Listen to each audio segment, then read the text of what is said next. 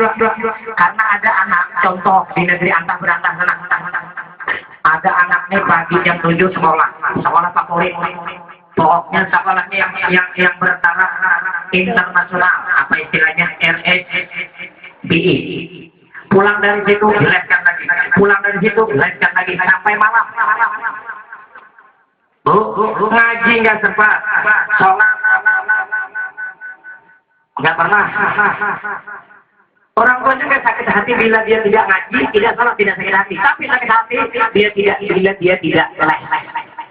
Ibu sekalian, bahasa Inggris, komputer dan sebagainya, dia dikejar dengan ilmu-ilmu dunia. Jangan menyalahkan ibu pemerintah kita. Coba kita lihat sistem pendidikan kita di sekolah SD, SMP, SMA. Pendidikan agama berapa jam, Bu? Ada guru agama nggak di sana? Ada nggak guru agama? Berapa jam, Bu, di sekolahan SD, SMP, SMA agama diajarkan? 3 jam. 3 jam. 1 jamnya berapa menit? 35 kalau di SD. Kali 3 berapa, Bu? 105 menit. Seminggu cuma 105 menit diajarkan agama. Dalam seminggu itu hanya 105 menit diajarkan agama. Yang diajarkan yang lain-lain berapa puluh jam.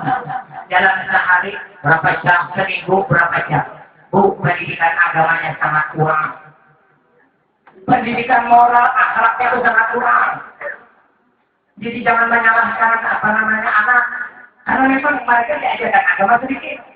Nah sekarang kita naik, kita salahkan lagi pemerintahnya. Kita salahkan lagi pemerintahnya. Coba siapa nanti akhirnya salah? Oh, tidak salah muridnya karena memang dia diajarkan berapa jam, 2 jam, 3 jam. Pantas dia nakal, pantas dia tidak berakhlak. Yang di pesantren di hidupnya yang malam agama kadang-kadang membandel, apalagi yang tidak di pesantren yang umum, banyakkan umumnya daripada agamanya. Akhirnya apa, Bu? Kita salahkan guru-gurunya. Ini guru-gurunya jangan disalahkan juga. Ternyata mereka dipaksa mengajar hanya 3 jam atau 2 jam saja. Oh, kita salahkan lagi ke atas. Oh, pemerintah. Ini pemerintah jangan disalahkan juga. Ternyata program itu dibuat pemerintah melalui Menteri Pendidikan Nasional, tetapi disetujui anggota DPR. Anggota DPR itu siapa yang memilih, Bu? Rakyat. Pian-piannya yang memilihnya. Yang menyetujuinya itu pendidikan agama, moral, akhlak itu cuma 2 jam, 3 jam di sekolahan. Oh, siapa berarti yang salah, Bu? Anggota DPR apa kita? Kita juga rupanya yang salah, pilih mereka. Harusnya cari pilih. Tapi saya baru dapat BBM, udah ruang BBM. Pilih Ustaz katanya. Calon Dewan Anggota DPR yang mempunyai 4 ini. Sulit memang. Yang mempunyai sifat sidik, jujur. Mempunyai sifat amanah, dipercaya. Yang mempunyai sifat tapanah, pintar. Yang mempunyai sifat, apalagi Bu, tabligh menyampaikan. Kayak sifat rasul. Sulit memang, Bu, mencari anggota DPR yang mencakup 4 ini. Ada yang amanah, dipercaya, tapi ada pintar. Bu, amanah orangnya tapi ada pintar. Ada yang pintar tapi ada amanah. Ada yang pintar dan amanah tapi ada jujur. Ada yang jujur, amanah dan pintar tapi kadang mau menyampaikan, gak diam, jadi dewan bullying, tanda tangan bullying. Ya, Bu. Ya. Jadi sekarang introspeksi kita masing-masing. Kedepannya mencari pemimpin kita, wakil-wakil kita di dewan yang bujur-bujur, pintar, amanah, jujur. Jangan asal pilih gara-gara diberinya duit 100.000, Soekarno-Hatta, baju menggambar I-nya, kerudung merek I-nya, ditutup I-nya, maaf, nggak jadi. Duitku semalam banyak keluar 100 juta, ampuni anak modal kalau orangnya 100 juta. Ada memikirkan segala permasalahan rakyatnya. Makanya ada aneh, baca tukang, batalkan dasi, batang piringan dan sebagainya. Para duit, Bu, yang banyak minta kaburan di Jakarta itu anggota DPR, Bu. Ya. Walaupun ada itu pejabat yang lain, menteri segala macam, ada juga punya menteri agama lagi. Udah keluar punya kamu. Sudah keluar kan boleh lu ada juga. Korupsi Al-Quran. Nah sekarang di Kementerian Agama korupsi Al-Quran di korupsi. Kenyataan. Ibu sekalian. Nanti jangan memadahkan nanti agamanya apa kantor Kementerian Agamanya yang korupsi. Oknum pegawai di Kementerian Agama yang korupsi. Jangan buat apa namanya tikus makan padi di lumbung dibakar lumbungnya. Kenapa mati tikus tadi pak? Dibakar lumbungnya. Allah pun hadis baiknya semua. Jangan menyalahkan apa namanya semuanya. Padahal ada satu yang kecil atau oknum saja ibu sekalian. Ibu yang terakhir ingin ulun sampaikan berbicara tentang akhlak dan kerusuhan yang terjadi di Sampang itu berbagai macam masalah yang harus ulun sampaikan. Karena beberapa hari ini sangat panas situasinya dan sebagainya. Ternyata salah satu penyebab kerusuhan itu ibu adalah masalah keyakinan, masalah ajaran.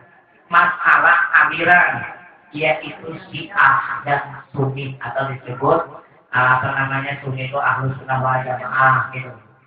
Dan Syiah ini kalau memang betul mereka itu Syiah itu memang sudah dipatwakan oleh Majelis Ulama Indonesia haram, sesat, lagi menyesatkan. Kemarin saya baca itu fatwa Majelis Ulama Indonesia Jawa Timur memang mengatakan memfatwakan haram, sesat dan menyesatkan itu aliran Syiah yang ada di Sampang tadi. Nah, aliran-aliran ini Bu, ya oke lah orang Sampang karena musibah sekarang. Ini di Sampang sudah mulai ada Bu, makanya hati-hati.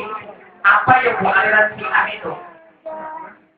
Aliran Syiah itu mengatakan bahwa Quran yang ada ini banyak dikurangi, banyak dihilangkan oleh Abu Bakar, Umar, Utsman, Ali, ujar orang Syiah.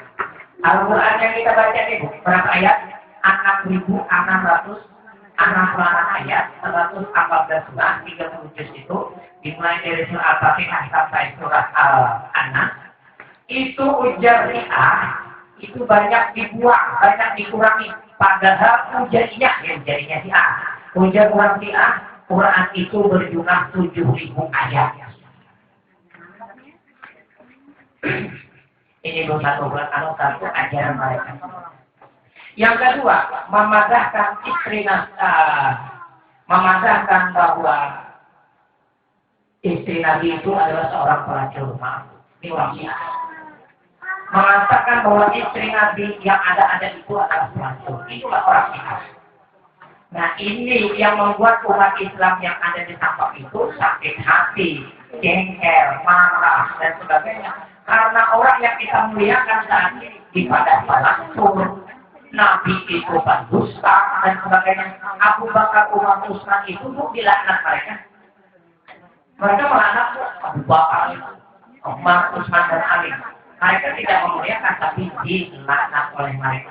Ini sedikit menyampaikan ajaran-ajaran Syiah supaya ibu tahu. Dan lagi Bu, bila ada suka sama suka dengan bini orang, oke aja Bu. Iya. Nikah mut'ah.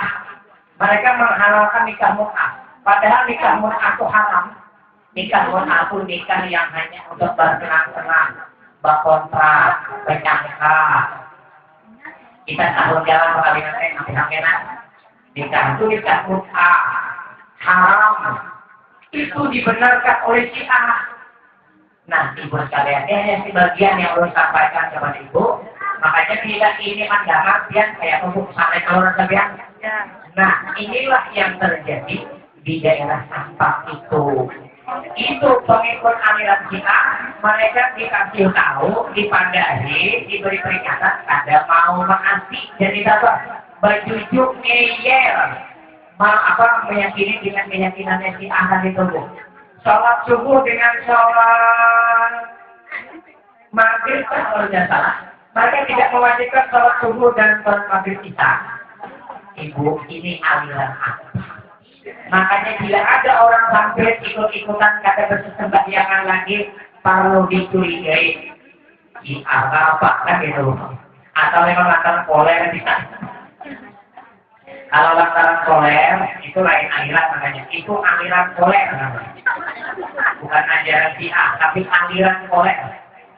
Itu sekalian. Di samping ada Bu yang ada kekuasaan, ada sembahyangan lagi, ada Bu sudah menemukan kebijian lagi, selalu mengajinya, gurunya di samping gabungan ini yang perlu ingatkan kepada ibu-ibu semuanya. Hati-hati aliran-aliran di akhir zaman kata Nabi muncul aliran ajaran di 73 golongan, salah satu di antaranya itu yang benar, 72-nya itu sesat lagi menyesatkan. Hati-hati. Jadi ajaran atau aliran yang sah yang benar adalah aliran atau ajaran Ahlus Sunnah wal Jamaah. Apa itu aliran ajaran Ahlus Sunnah wal Jamaah? Ajaran yang tetap berpegang teguh kepada dalil Al-Quran dan hadis Nabi kita Muhammad Sallallahu Alaihi Wasallam.